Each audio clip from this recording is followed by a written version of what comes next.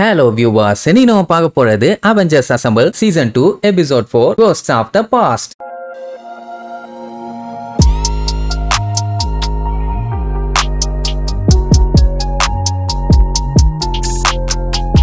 Open பண்ணா red skull இருக்கான்ல, அவனோட ஆளுங்கெல்லாம் ஷீல்டோட ஆயுத கடங்க கம்ப்ளீட்டா அவனுக்கு கண்ட்ரோலுக்கு கொண்டு வந்துட்டானுங்க. என்ன மேட்டர்னா, இப்ப நம்ம அவெஞ்சர்ஸ் கிட்ட தான் ரெட் ஸ்கல் இருக்கான். அவனை ரிலீஸ் பண்ணலனா அந்த ஆயுத கடங்க மொத்தத்தையுமே வெடிக்க வச்சிருவாங்களாமா. அவனுங்களை எப்படியாச்சும் தடுக்கணும். இந்த வேலையை நம்ம அயன்மேன் கேப்டன் அமெரிக்கா ஃபால்கன் கிட்ட சொன்ன உடனே அவங்க நேரா இப்ப அந்த இடத்துக்கு தான் போறாங்க. இப்ப மேட்டர் என்னன்னா, அவனுங்க மட்டும் அந்த ஆயுத கடங்க வெடிக்க வச்சானுங்கன்னா கம்ப்ளீட்டா 50 மைலுக்கு எல்லாமே காலி. சொல்ல போனா வெடிக்க வச்சவனுங்களும் செத்து போயிருவானுங்க. இதுலயே தெரிய வேண்டாம் அவனுக்கு எந்த அளவுக்கு புத்திசாலிங்கன்னு. பேக்கப் காண்டி ஹல்க் வேணுமான்னு கேட்டா வேண்டாம். ஏன்னா ரெட் ஸ்கல் இன்னும் அவங்க பேஸ்ல தான் இருக்கான். இவங்க வெளியில வந்துட்டாங்கன்னா டைவர்ட் பண்ணி அவனை கடத்திட்டு போக கூட வாய்ப்பு இருக்குது. அதனால அவங்களே பாத்துக்கிறேன்னு முடிவு பண்ணிட்டாங்க. அங்க நம்ம அயன்மேன் எல்லாத்துக்கிட்டையும் பேசி டைவர்ட் பண்ணிட்டு இருக்க அந்த கேப்ல கேப்டனும் ஃபால்கனும் ஒன்னா சேர்ந்து உள்ள இருக்க எல்லாத்தையுமே பொலன்னு பொலந்து கட்டுவாங்க. உடனே அவனுங்க பாம்பை ஆக்டிவேட் பண்ணி விட்டுருவானுங்க. கேப்டன் அந்த பாம்பை டிஃப்யூஸ் பண்ணிட்டு இருப்பாரு. ஃபால்கன் மத்தவங்க எல்லாத்தையுமே சமாளிக்க வேண்டி இருக்குது. ஆனா ஃபால்கனால சமாளிக்க முடியல. அவனோட விங்ஸை புடிங்கி போட்டு மேல இருந்து தூக்கி வீசிடுவாங்க. எப்படியும் கேப்டன் வந்து பாம்பை டிஃப்யூஸ் பண்ணிட்டு இருப்பாரு. ஹெல்ப் பண்றதுக்கெல்லாம் ஆளுங்க வரமாட்டாங்கன்னு நினைச்சிட்டு அவன் தண்ணியில போய் விளையாண்டு போவான். கீழே பார்த்தா பாறையா இருக்குது. என்ன பண்றதுன்னு பதறிட்டு இருக்கும் போதே கேப்டன் அந்த விங்ஸை யூஸ் பண்ணி ஃபால்கனை காப்பாத்திடுவாரு. அதுக்குள்ள கேப்டன் பாம்பை டிஃப்யூஸ் பண்ணிட்டாரான்னு பார்த்தா அதெல்லாம் இல்ல, கைத்த கட்டி பறக்க விட்டுருப்பாரு. அது ரொம்ப தூரம் போய் பட்டால்னு வெடிச்சிரும். இந்த டைம் பாத்தீங்கன்னா நம்ம கேப்டன் ஃபால்கனை காப்பாத்த ரொம்பவுமே போராடி இருப்பாரு. ஏன்னா அவனை இழந்துருவோமோன்னு அவருக்கு பயம். ஃபால்கன் பார்ட்னரா இருக்கலாம்னு சொன்னா அதெல்லாம் வேண்டான்ட்டு போவாரு. இப்படி இவங்க பேசிட்டு போறது எல்லாத்தையுமே தூரத்துல இருந்து ஒருத்த நோட் பண்ணிட்டு போவான். கட் பண்ணா இவங்க ரெண்டு பேரும் பேசிக்கு வராங்க. ஃபால்கன் எப்படியாச்சும் கேப்டன் கூட டீம் சேர்ந்துடலாம்னு சொல்லிட்டு அவன்கிட்ட பேசி பார்ப்பான். ஆனா கேப்டனுக்கு அதுல சுத்தமா இன்ட்ரெஸ்ட் இல்ல, வேணாம்னு சொல்லிட்டு போயிருவாரு. அப்ப அயன்மேன் வந்து சாம ஹெல்ப்புக்கு கூட்டு போவான். எதுக்குன்னா அந்த அர்சனல்ங்கிற ரோபோட் இருக்குதுல்ல, அதை சரி பண்ண ட்ரை பண்ணி அது ஃபெயிலியர் ஆயிருச்சு. அதான் ஹெல்ப்புக்கு சாம் இருந்தா ஈஸியா வேலையை முடிச்சலாம்னு கூட்டு போயிருப்பான். அந்த டைம் அவெஞ்சர்ஸ் டவருக்கு பக்கி வந்திருப்பான். ஆக்சுவலா இதுக்கு முன்னாடி வந்ததும் அவன் தான். வந்தவன் செக்யூரிட்டி கேமராஸ் எல்லாத்தையுமே ஹேக் பண்ண ஆரம்பிச்சிருவான். எங்க அயன்மேன் அந்த அர்சனல் ரோபோட்டை பத்தி ஃபால்கன் கிட்ட பேசினா அவன் வேற ஒரு விஷயத்தை யோசிச்சுட்டு இருப்பான். அதான் கேப்டன் கூட பார்ட்னர் ஆகிறத பத்தி. அந்த மேட்டரை டோனி கிட்ட சொல்லுவான். ஹாக்கையும் பிளாக் விடோவும் ஒன்னா இருக்காங்க ஒரு பார்ட்னரா. அதே மாதிரி இவங்க ரெண்டு பேரும் ஒரு பார்ட்னரா இருந்தாங்கன்னா சூப்பரா இருக்கும்ல. ஏன்னா இதுக்கு முன்னாடி இவங்க ரெண்டு பேரும் ஒன்னா சேர்ந்து ஏகப்பட்ட மிஷன்ஸை கம்ப்ளீட் பண்ணிருக்காங்க. அப்போ ஒன்னா இருக்கதுல தப்பு இல்ல தானேன்னு சொன்னா தப்பு இல்ல தான். பட் அவர் ஆல்ரெடி ஒரு பார்ட்னரோட தான் இருந்தாரு. அதுல ஒரு சின்ன பஞ்சாயத்து ஆயிருச்சு. அதை பத்தி தெரிஞ்சுக்கணும்னா நீ பிளாக் விடோட்ட போங்கிற மாதிரி டோனி சொல்லிடுவான். அந்த டைமுங்கும் போதெல்லாம் பக்கி உள்ள வந்துட்டான். ஃபால்கன் கிளம்புன அடுத்த செகண்ட் நம்ம டோனிக்கு ஷாக் கொடுத்து அங்கேயே மட்டையாக்கியாச்சு. தார் அண்ட் ஹாக்கையோட தான் செம காமெடி. என்னன்னா டிவி ரிமோட்டுக்காண்டி போட்டி. ஹல்கோட மூக்கல கரெக்டா சின்ன குண்டை அடிச்சு விடணும். ஹாக்கையும் பெர்ஃபெக்ட்டா எய்ம் பண்ணி அடிச்சிருவானா. ஹல்க்கு தூங்கும் போது இந்த மாதிரி டிஸ்டர்ப் பண்ணா அவன் என்ன பண்ணுவான்னு நம்ம எல்லாத்துக்கும் நல்லாவே தெரியும். அதுக்கப்புறம் டிவிக்கு நடுவுல தான் சோஃபா இருக்கும். ரிமோட்டுக்கு ஆசைப்பட்டு டிவியவே மொத்தமா கோட்ட விட்டாங்க. சோ இப்படி அவங்க சண்டை போட்டுட்டு இருக்கும்போது பக்கி அங்கேயுமே கேஸ போட்டு எல்லாத்தையுமே மாயிட்டான். அப்படியே கட் பண்ணா ரெட் ஸ்கல் கிட்ட பிளாக் விடோ தானோஸ பத்தி விசாரிச்சுட்டு இருப்பான். ஆனா அவன் பாத்தீங்கன்னா ஏதோ பித்து பிடிச்ச மாதிரி 5 சொன்ன வார்த்தையே தான் திருப்பி சொல்லிட்டு இருப்பான். அப்பதான் ஃபால்கன் வந்து பிளாக் விடோ கிட்ட பக்கிய பத்தி விசாரிப்பான். கேப்டன் அமெரிக்காவும் பக்கியும் பாத்தீங்கன்னா இதுக்கு முன்னாடி சூப்பரான ஒரு டீமா இருந்தவங்க தான். ஆனா போர்ல அவன் இறந்து போயிட்டான் அப்படின்னு கேப்டன் நினைச்சிட்டு இருந்தாரு. ஆனா இந்த ரெட் ஸ்கல் என்ன பண்ணிட்டான், அவனை தூக்கிட்டு போய் அவனோட மூளையை கம்ப்ளீட்டா மாத்தி ஒரு வின்டர் சோல்ஜரா மாத்தி விட்டுட்டான். அதனாலேயே பக்கிக்கும் ரெட் ஸ்கலுக்கும் பாத்தீங்கன்னா எப்பவுமே ஒத்து போகாது. அண்ட் இந்த பஞ்சாயத்து எல்லாத்துக்குமே காரணம் கேப்டன் தான் சொல்லி அவர் மேலேயே அவர் பழியா போட்டுக்கிட்டாரு. இப்படி இவங்க பேசிட்டு இருக்கும்போது பயங்கரமா அலாரம் அடிக்க ஆரம்பிச்சிடும். என்னாச்சுன்னு தெரியலன்ட்டு நேரா கேப்டனை மீட் பண்ண போவாங்க. அவங்க போன அடுத்த செகண்ட் அங்க பக்கி வந்துருவான். அதே நேரம் இங்க கேப்டன் கேமரா எல்லாத்தையும் செக் பண்ணி பார்க்கும்போது அந்த இடத்துல ரெட் ஸ்கல் இல்ல. அது மட்டும் இல்லாம மத்த கேமராஸ் எதுவுமே ஒழுங்கா ஒர்க் ஆகல. செக்யூரிட்டிக்கு யார் இருக்கான்னு பார்த்தா அங்கதான் யாருமே இல்லையே. அப்ப ஏதோ பிரச்சனைன்னு சொல்லிட்டு இருக்கும் போதே அந்த இடமே கண்ணா பின்னான்னு அதிரும். உடனே அடிச்சு புடிச்சு என்னட்டு வந்து பார்த்தா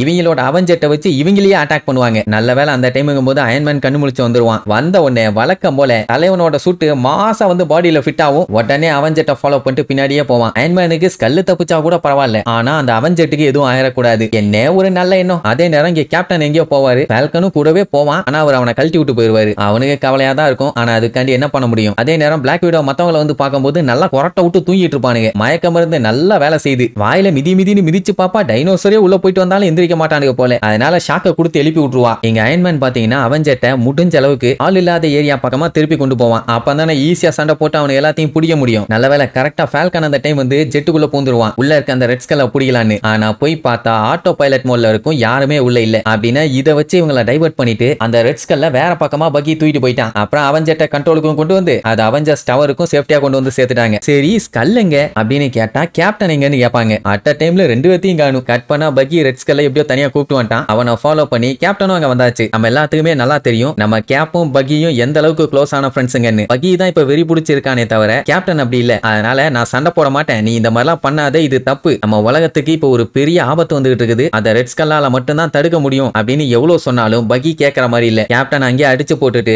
அங்க வந்து ட்ரெயின்ல ஏறி எஸ்கேப். என்ன மேட்டர்னா ரெட் ஸ்கல்ல அவன் பழி வாங்க போறான். அடுத்து ட்ரோன் மாதிரி ஒன்ன வர வச்சு ஸ்கல்ல கட்டி தூக்கிட்டு போலான்ட்டு போகும்போது தான் கரெக்டா நம்ம கேப்டனோட என்ட்ரி. என்ன சொன்னாலும் பக்கி கேட்காதனால கேப்டனுக்கும் பக்கிக்கும் ட்ரெயின் மேலேயே பயங்கரமான சண்டை. இவங்க போடுற சண்டையில ட்ரெயின் பாத்தீங்கன்னா கண்ணா பின்னான்னு அதிர்தான், சாய்தான், உடைதான், உள்ள இருக்க பயணிகள்லாம் பயந்துகிட்டு இருக்காங்க. இப்படியே சண்டை போய்கிட்டே இருக்குமா. ஒரு கட்டத்துல பக்கி என்ன பண்ணிட்டான், கேப்டனை அடிச்சு போட்டுட்டு அந்த ரயில்வே ட்ராக்கை டேமேஜ் பண்ணி விட்டுட்டு ஸ்கல்ல தூக்கிட்டு எஸ்கேப். இப்ப கேப்டன் பக்கி எல்லாம் வெட்டிட்டு போக முடியாது, போனா ட்ரெயின்ல இருக்க எல்லாம் செத்து போயிருவாங்க. அதனால எப்படியாச்சும் தடுக்கணும்னு சொல்லி ட்ரெயினோட டிரைவர்ட்ட போய் பிரேக்க போட சொன்னா போட்டுருவாரு. ஆனா ட்ரெயின் நிக்காது, ஏன்னா ட்ரெயின் அந்த அளவுக்கு வேகத்துல போயிட்டு இருக்குது. கேப்டனே ஒரு செகண்ட் திருச்சிருப்பாரு, நல்ல வேலை ஃபால்கன் வந்து புடிச்சிருவான். கரெக்டா அந்த டைம் மொத்த டீமும் வந்துட்டாங்கன்னு வைங்க. அல்கும் தாரும் ஒன்னா சேர்ந்து அந்த ட்ரெயினை கஷ்டப்பட்டு நிப்பாட்டுவாங்க. அல்கு ஒருத்தன் புடிச்சு இழுத்தாலே அசால்ட்டா ட்ரெயின் நின்று போயிடும். ரெண்டு பேரும் இவ்வளவு கஷ்டப்பட்டாலும் அந்த ட்ரெயினை நிப்பாட்டணும்னு அவசியம் இல்ல, ஆனாலும் கொஞ்சம் கஷ்டப்பட்டு நிப்பாட்டின மாதிரி தான் காட்டுவாங்க. ட்ரெயினும் ஆல்மோஸ்ட் கீழே வந்திருக்கும். அதுக்கப்புறம் எல்லாம் ஒன்னா சேர்ந்து காப்பாத்திட்டாங்கன்னு வைங்க. சரி, கேப்டன் இங்க தான் இருக்காருன்னு எப்படி கண்டுபிடிச்சு வந்தாங்கன்னு கேட்டா அவரோட ஐடியா ஹேக் பண்ணி வந்திருக்காங்க. அது கேப்டனுக்கு சுத்தமா பிடிக்கல. மனுஷன் பாஸ்வேர்டுன்னு வச்சா ஹேக் பண்ணி வரத்தானே செய்வாங்க.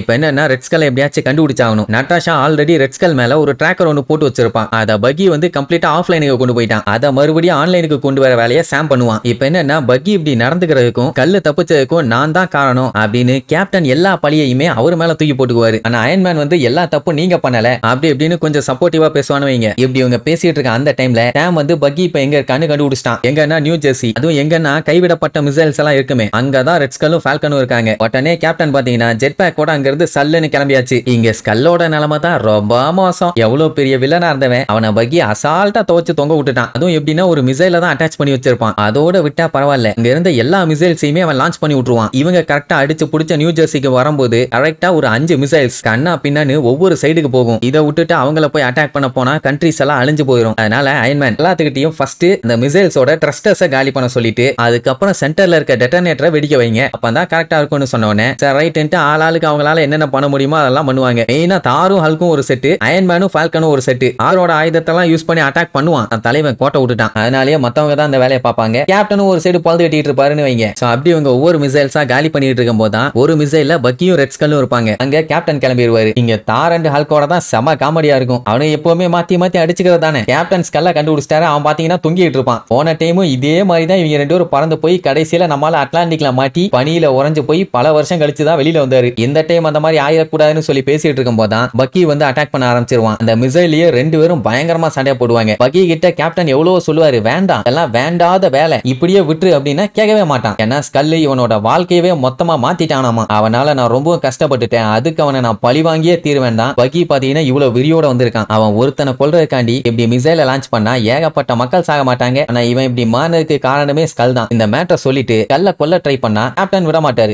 இப்படியே இவங்களுக்குள்ள மாத்தி மாத்தி சண்டை. அதே நேரம் அங்க மிசைல தடுக்கிறதுல ஏகப்பட்ட பஞ்சாயத்து. அவங்க அங்க ஒரு சைடு போராடிட்டு இருப்பாங்க. இவங்க ரெண்டு பேரும் மாத்தி மாத்தி கொஞ்ச நேரம் சண்டை போடுவாங்க. கேப்டனும் எவ்வளவு பேசி பார்த்துட்டாரு. இல்ல நான் மிருகமா மாறிட்டேன், இதுக்கப்புறம் நீ மாத்த முடியாதுன்னு சொல்லிட்டு இனி இந்த மிசைல் வெடிக்க போகுது, முடிஞ்சா தப்பிச்சுக்கன்னு சொல்லிட்டு பக்கி எஸ்கேப். கேப்டன் நைஸா ரெட் ஸ்கல்ல காப்பாத்தி வெளியே கொண்டு வந்துருவாரா. கரெக்டா வந்து ஃபால்கன் அந்த மிசைலை அட்டாக் பண்ணிட்டு அவங்க ரெண்டு பேத்தையும் காப்பாத்தி தூக்கிட்டு போயிருவான். ஒரு வழியா எல்லா மிசைலையுமே காலி பண்ணியாச்சு. கேப்டனுக்கு அவ்வளவு சந்தோஷம். அதனாலேயே கேப்டன் நம்ம ஃபால்கனை பார்ட்னரா ஏத்துக்குவாரு. மறுபடியும் ஒரு வழியா ரெட் ஸ்கல்ல அவெஞ்சர்ஸ் டவருக்கே கொண்டு வந்து அவனை அடைச்சும் வச்சாச்சு. ரெட் ஸ்கல் ரொம்ப பயந்து போய் மூஞ்ச பால்வடிகிற பன்னிக்குட்டி மாதிரி வச்சுக்குவான். மறுபடியும் பக்கி வருவானாங்கிற மாதிரி ஒரு டவுட் இருக்கும். அதனால கேப்டன் பெலாரஸ் ரஷ்யா மியூசியம் அப்படிங்கிற ஹைட்ரா பேஸுக்கு போய் சில தகவலை விசாரிச்சுட்டு வரணும்னு ஃபால்கன்ட்ட ஹெல்ப் கேட்பாரு. அவன் சந்தோஷமா வரானிடுவான். இப்படி இவங்க பேசிட்டு இருக்கும்போது அந்த பக்கம் சிவரெல்லாம் ஒட்டையும். என்னடான்னா ஹல்க் எல்லாத்தையும் போட்டு புரட்டி எடுத்துக்கிட்டு இருக்கான். அதாவது அவனோட சாண்ட்விச் ஆட்டையை போட்டு தின்றுருக்காங்க. அதை தின்னது அயன்மேன். அதுக்கப்புறம் தூங்கிட்டு இருக்கும்போது விளையாட்டாங்கல்ல, அதுல தார் வேற ஜெயிச்சுட்டானாமா. அதுக்கு வேற அவனுக்கு ஹாப்பி. இங்க அவெஞ்சர்ஸ் மொத்த பேரும் சின்ன பிள்ளைங்க மாதிரி ஜாலியா விளையாண்டுட்டு இருப்பாங்க. இதோட இந்த எபிசோடையே முடிக்கிறாங்க.